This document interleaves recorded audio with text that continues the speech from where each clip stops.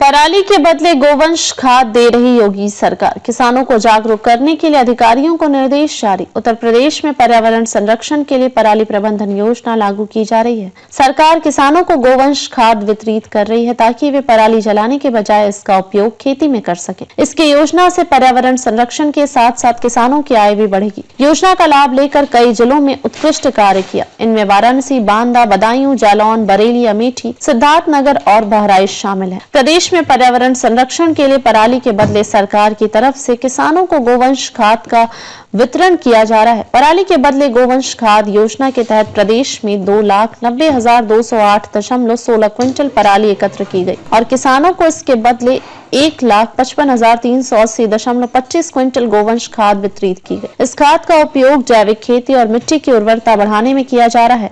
योजना का लाभ लेकर कई जिलों ने उत्कृष्ट कार्य किया। इनमें वाराणसी, बांदा, बदायूं, जालौन, बरेली, अमेठी, सिद्धार्थनगर और बहराइच शामिल है। इन जिलों में किसानों ने बड़े पैमाने पर पराली जमा की और खाद का लाभ लिया। इससे पर्यावरण संरक्षण के साथ साथ फसलों की उत्पादन लागत भी घटेगी। इस योजना के तहत सरकार ने अन्य जिलों में भी किसानों को जागरूक करने के लिए संबंधित विभागों के अधिकारियों को निर्देश दिए हैं। सरकार की कोशिश है कि किसान पराली जलाने छोड़कर उसका संरक्षण करें और उसे सरकार को देकर गोवंश खाद प्राप्त करें।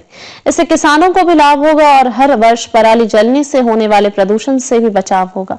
साथ ही मिट्टी की उर्वरता भी बढ़ेगी। लेखपाल अब गलत कारण बताकर अविवादित वरासत के मामलों को अस्वीकार नहीं कर सकेंगे। लेखपालों की तरफ से अस्वीकार किए जाने वाले मामलों को अब तहसीलदार ही मंजूरी दे सकेंगे। राजस्व परिषद ने इस संदर्भ में सभी जिलों के राजस्व अधिकारियों को बीते सप्ताह निर्देश जारी कर दिए हैं। निर्देशों में परिषद के अध्यक्ष अनिल कुमार ने स्पष्ट किया है कि अविवादित वरासत के मामलों को अस्वीकार करने को लेकर लेखपालों को कारण स्पष्ट करना होगा। उसके बाद तहसीलदार ही उक्त मामले को मंजूरी दे सकेंगे।